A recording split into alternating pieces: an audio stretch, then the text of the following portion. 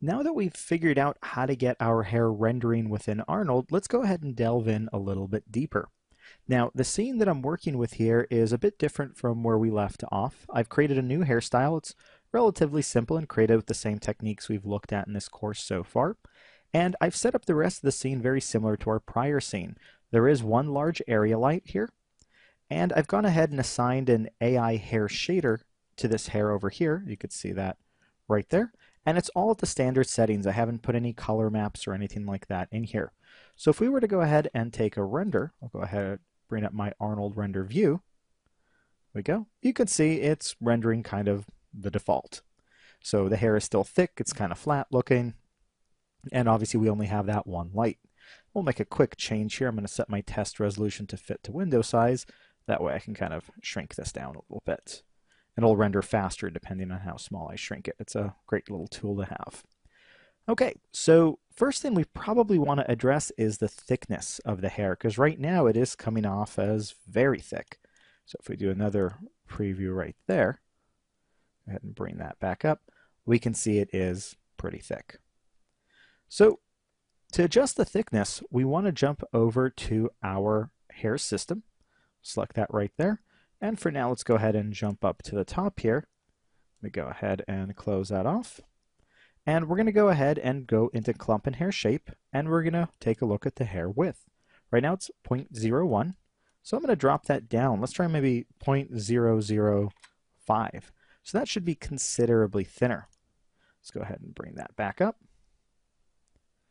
There we go, and maybe zoom in a little bit to see that a little better. So we can see they have thinned out somewhat, but it still is relatively thick. I'll try dropping it even lower to 0.01. Now, notice what happened. We didn't actually see the update there. We still see fairly thick hair. So I'm going to close that and reopen it. And hopefully we'll now see that come through. There we go. Much thinner hair. This Arnold render view doesn't always update every single setting. All right, so we can see we have very, very thin and fine hairs right now. However, as we go to these very, very thin hairs, we start to have a lot of anti-aliasing issues. They look very broken up and jaggy. So that tends to happen with very thin hairs. I'm going to thicken them up a little bit by going to 0.002. Now there are a lot of ways to handle very, very thin hair inside of Arnold, but one simple and easy way is to come down here to the Arnold tab and take a look at these modes. Now there are 3 modes in here, ribbon and thick. Ribbon is what we're on right now. This renders them as kind of flat ribbons. Oriented would render them as flat ribbons that always face the camera, and thick will render them like cylinders. So one thing you could do is try to render them thick, and that could get you a different look that maybe you'll like a little bit more. I'll go ahead and give that a go. And you can see that they do appear much thicker, and therefore not as badly aliased. However, that's not really the look I like. I think they actually do look better in ribbon mode. And when we are in ribbon mode, we're treated to this feature here, the MPW, or minimum pixel width. What happens here is if I put in 1, for example, any hair that's thinner than 1 pixel is actually going to be given transparency, and that's going to help it actually appear much cleaner. Of course, at the expense of some render time. So this can really help when we're dealing with very thin hairs, especially maybe when our anti-aliasing isn't very high. And you could see how much smoother and cleaner this appears immediately compared to what we were looking at before. And yes, there's a render hit, but it's really not that bad. All right, so I like that. So I think I'm fairly happy with the thickness of the hair for right now. We might make it a little bit thinner later on, especially when we add more hairs, because there really aren't that many right now. But at the moment, let's take a look at our AI hair shader. First thing I want to do is address the color. I'm going to go ahead and maybe add this dark brown, maybe actually this brown, into each one of these. So what I typically do is I'll add the same color to the root and tip, and then I'll select each one and just darken, maybe desaturate a little bit. I'll do the same with the tip. I'll go ahead and lighten.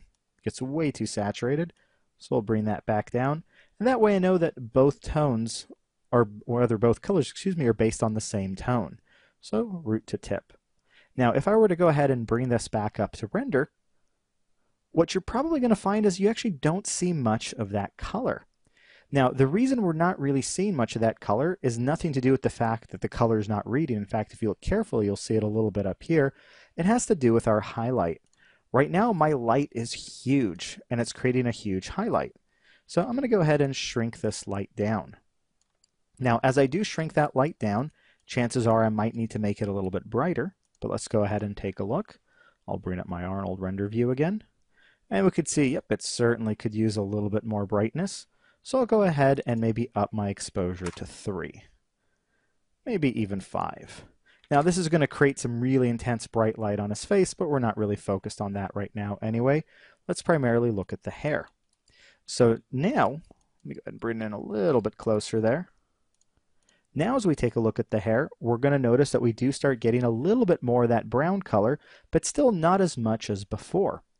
Or excuse me, not as much as we'd like, rather, it's just more than before.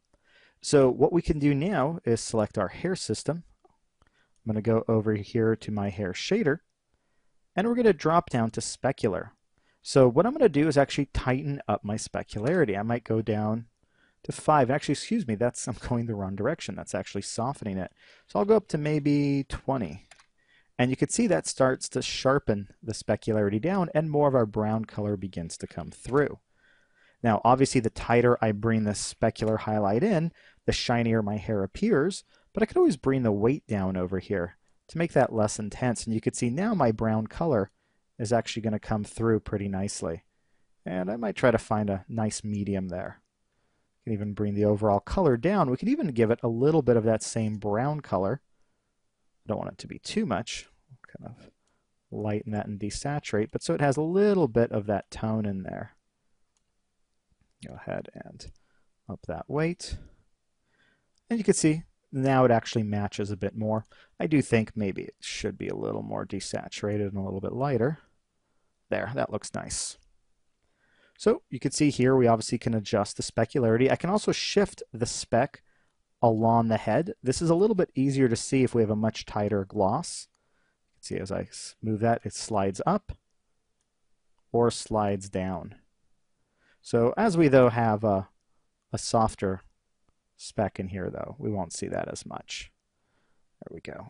I'll bring that back down a little bit. So we do have a couple other settings here, too. We have ambient diffuse. So if I bring that down, the hair is going to darken. And if I bring it up, the hair will lighten. It adds a little bit of just kind of natural, well, not really natural, but what looks like kind of natural light into the hair. Gives it a much kind of softer appearance. We can also add indirect diffuse into the hair, which will also brighten it up. So I'll probably turn that back down a little bit. That's getting a little too bright. Now, diffuse cache is a great option to turn on if you're rendering an animation of your hair, because it only has to calculate the light bounces in the hair once, and it'll store them for the rest of the simulation or the rest of the render. As we come down, we also have secondary spec, which can add a second highlight. So you can see it here. It's currently off with a weight of 0, but as I add that, we can get that secondary highlight in there. You can see if I make it really tight, we'll start to see it a little bit more. And it'll kind of go directly on top of the other highlights. You can have one that's a broader highlight and maybe one that's a tighter highlight. So this one, for example, I can make maybe pure white. I'll go ahead and really bring it down. Right there. And you can see it just adds a little bit of secondary speck. So this speck has a little bit of this brown color. This speck has a bit of that white color. Not that I necessarily needed that, but you can see it's actually created a nice quality to the hair. So that's a look at most of the commonly used options here. We still will take a look at this transmission in our next clip, but let's go ahead and bring this up and just have a look at what this looks like when rendered. And there we go. So far, so good. In the next clip, we'll go ahead and take a look at how we can thin the hairs out even further, start increasing the amount of hairs we have here so it doesn't look so much like little ribbons, and we'll take a look at those last few settings such as the transmission, and we'll also probably adjust our lights a little bit. So I'll see you all there.